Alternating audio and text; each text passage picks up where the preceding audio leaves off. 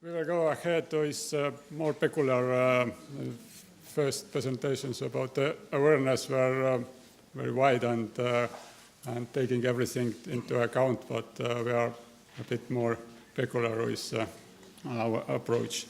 So we are speaking about webcams and using of them together with good colleague from Latvia, Sellis Kuze.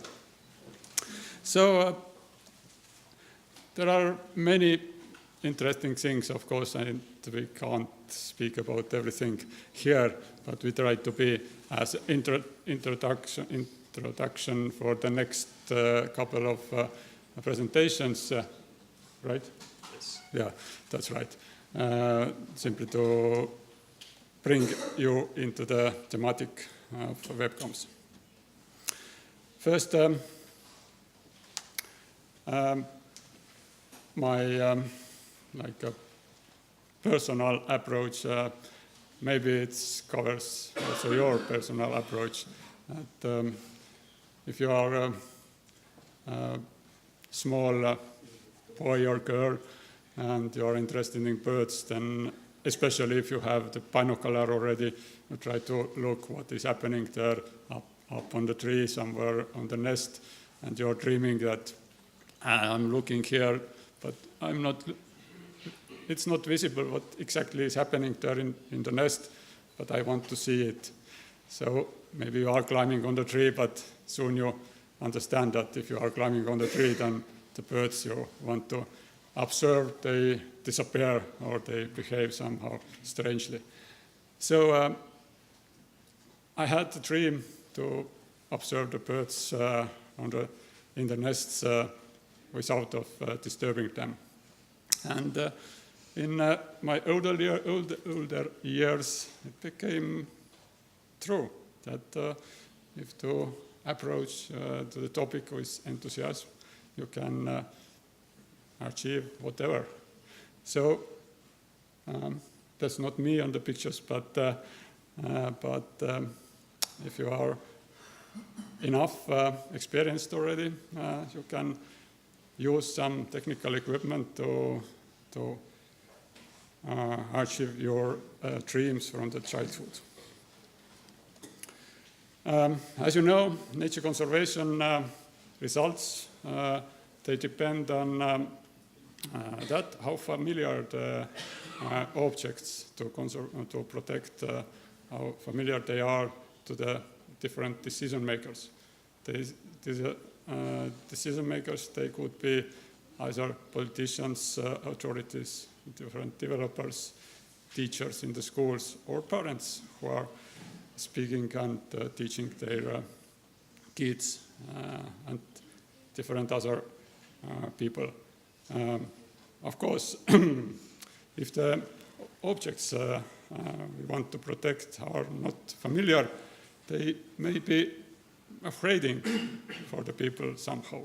Maybe even the farmers, for example, they have some thoughts about protected species like white-tailed eagles. Maybe they are too much aware about this.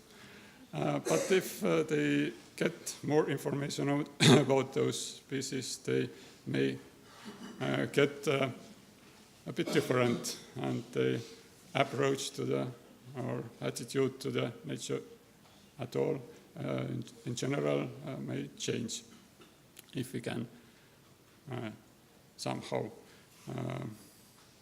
affect or influence them. And it was also mentioned before that we all want to be effective in our activities. Therefore, I also asked that nasty question about the costs and so on. And we know that much people involved in the projects, it gives more benefit. And simply there is question how to address more people into that activities we are going to do or we are doing. We can get the people in the forest to show the nest outside of the breeding period, but anyway, we can take there only few people together with us. Are not able probably to take all of you and go to the nest. I don't know, maybe tomorrow it's exception, but in general it's not possible. So the people involved there, it's a limited number of them, even if we know very good places where to show something special for people. Let's say, even to say that, to show the places where the white-tailed eagle are perching on the trees somewhere outside the breeding time, and we can show even the tree that there up was sitting the white-tailed eagle yesterday or so on. But we can make a bit use some technical equipment and to enhance those or enlarge dramatically those numbers of the addressed people. And you probably understand that how to involve millions of the watchers to the nature conservation.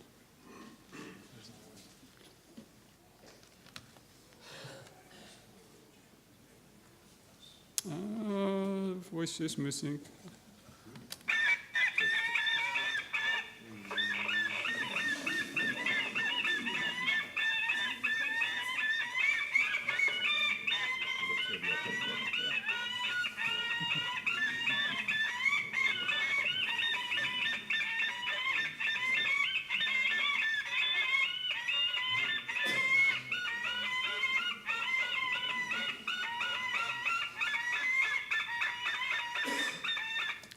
Time is short for us, but also Janis wants to speak something. Yes, I'm getting impatient. Okay, so this is the story about how it works, and seeing nice videos on the internet sometimes gives a wrong impression that it is really easy, and sometimes people are really getting angry when we are not fixing something in 5 or 10 minutes. They really think that this is something like putting up camera and just putting a plug in the wall. But the question usually we are asked is how does it work? And there is a very childish art that will probably give you some basic explanation. So these systems, they are most of them are completely remote. So they are working without any wires coming from the civilization, if I can say it so. And they consist of several parts. So the first one is electricity, because all of this work can't be done if you can't produce any electricity. And there are very few exceptions when you can take electricity from the wall. But this is only with some nests or some other nature objects that are located close to civilization. So most of them are in a very remote places, and then we are producing electricity by the help of solar panels. So then there's a very big storage capacity. So these are big accumulators that can run the system during the winter time when there's no sun for some probably 2 or 3 weeks. And then if there's no electricity coming from panels, we should go there and change them. And of course, there are different, there's hardware that do the management work, like solar charge controllers and GSM modules and things like that. And we call these things a base station. And then the other thing is the camera itself. I will later show you some images, how they look in nature. But this is the aspect that should be taken very carefully with some particularly sensitive species like white-tailed eagle, and I will come back to the white-tailed eagle later. And the third group of components is data transfer, and we have developed our systems over the course of time very dramatically. In the beginning, that was a kind of analog system with 2 rotors connected in direct visibility that are sending signal in a direction of up to 10 kilometers. But now already starting from last year, we have went one step further, and now most of our systems are working with 4G routers. So that means that we should find some nests that are located in 4G covered network, and then the signal is transferred via a 4G network to the mobile telephone towers. Afterwards, it goes to the internet. And there's one more development in the recent years. Now we are streaming very much through YouTube that makes life easier from many perspectives. And so YouTube is the channel you can use to watch these cameras. And then some basic things to consider. First one is timing, and now I'm talking mostly about cameras at white-tailed eagles because there are still not very much of them. And with white-tailed eagle, you should be really careful seasonally. So that means that February is absolutely the latest time in our conditions when to approach nests. And even if doing this walk earlier in the season, let's say November, December, in Latvia, we are doing all of this walk only during the night time. So that means climbing up in the trees, sometimes very high up, and spending the entire night for doing some maintenance works. But this is a good way to avoid disturbance, and white-tailed eagles are really sensitive. Another big thing is camouflaging, and this is the camera of Durbe nest. Probably some of you know this nest, and Alme knows for sure because her work in the poster session was done on this nest. So this is a small axis camera with the smallest sensor available in the market, and it is that was the first attempt in camouflaging. Now it is camouflaged with Christmas tree twigs that are made of plastic, because if you are using natural twigs, they will get brown and fall off, and then this camera will be decamouflaged very quickly. So the plastic twigs are really good option. And this is camera from Estonia, from Saunia, the one that is running for last couple of years, and the one that was observing the nest life with these 3 juveniles last year. Yep. Then distance, and we are trying to get all of the equipment as far from nest as possible, like solar panels in Latvia. We are bringing some 200 or 300 meters away from the nest. We had one case when we suspected solar panels installed too close to the nest as being a result of nest abandonment. So this is something we should take very carefully and avoid disturbance during the time of breeding. This is another nest of osprey, and this is an interesting moment when white-tailed eagle is actually grabbing the chick of osprey, and it would have been very useful to clean the droppings of the glass before that, but we left it for the time of ringing. And to summarize it very quickly, so from experience of our projects, it is possible to install camera it is possible to install camera at the white-tailed eagle nest, but you should be really very cautious thinking about disturbance.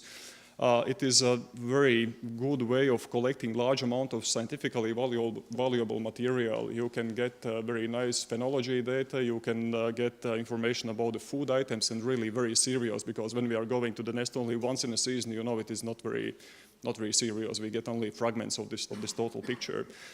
And we know that the disturbance is a big problem for white-tailed eagles, and now from webcams we know what happens after the ringing, and we have some very valuable experience that it might take even a couple of days for adults to come back. So this is something to keep in mind when we are getting up in a tree and doing this work.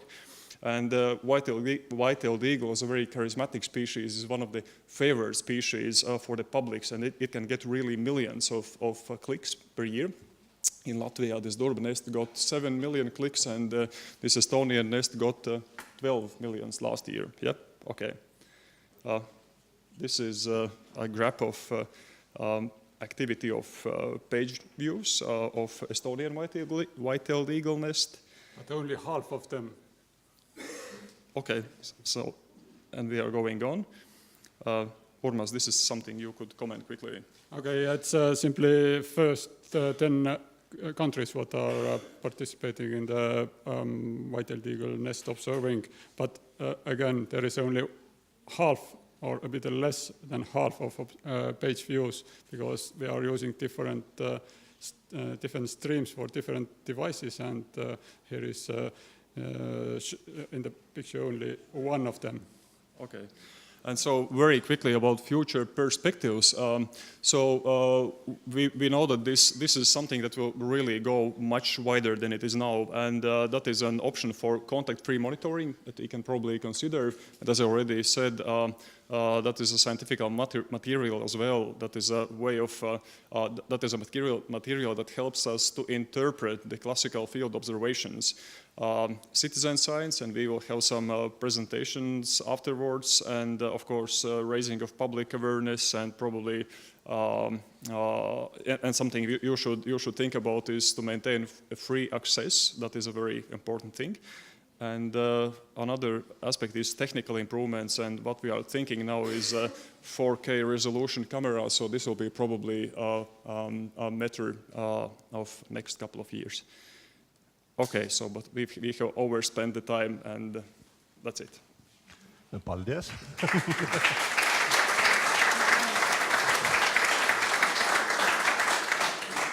And now we have time for questions.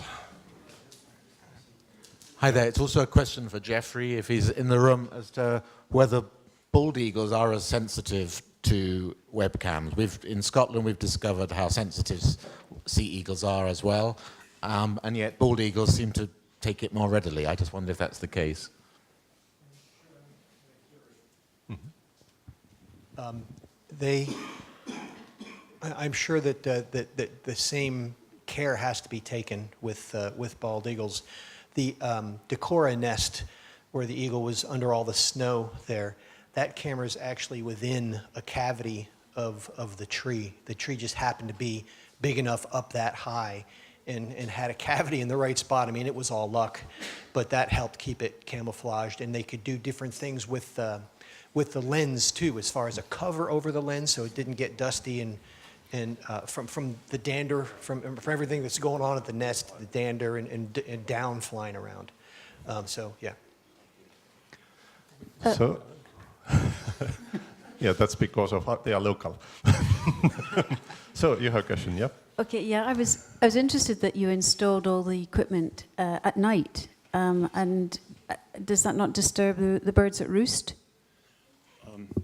So this doorbell camera that is actually seen in the picture now, this camera was installed in January 2015, and that was a very interesting case because birds were building nests actually at that time, and they spent the night just next to the place. So I did the camera box up at the nest, and early in the morning when there was a first light, both birds came back and they continued to build the nest, so it was really not disturbing them.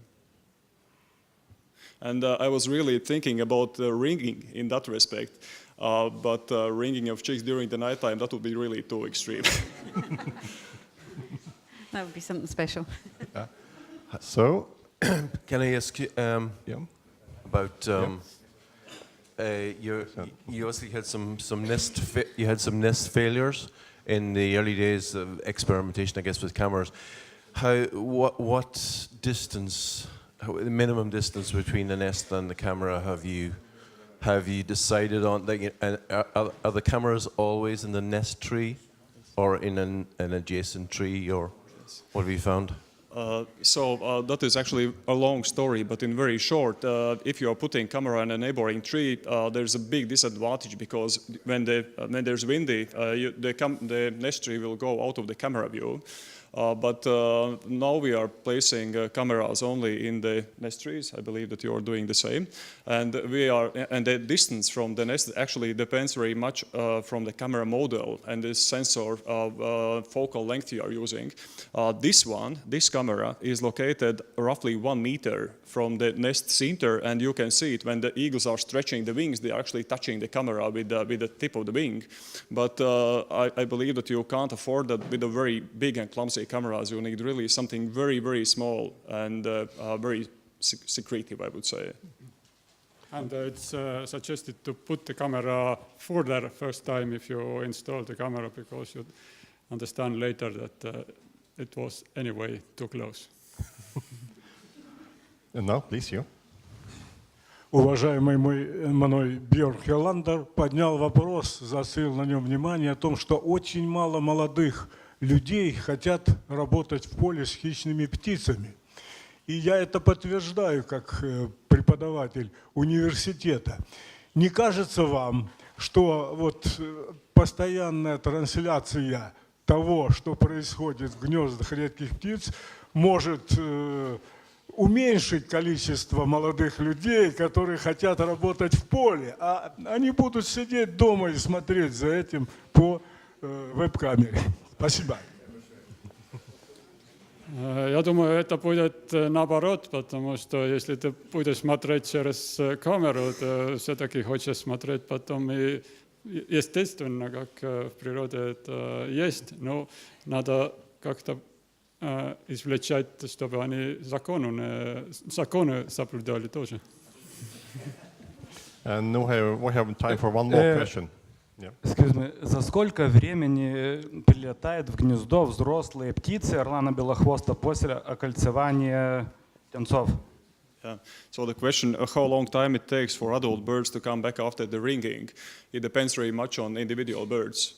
So here in Durbe case, it took more than 1 week for female to come back, but that was a difficult case because at the same time with ringing, the lens of the camera was cleared. So I believe that was the real reason behind the long hesitating of female. In that case, male came back in the same or in the second day, I can't remember exactly.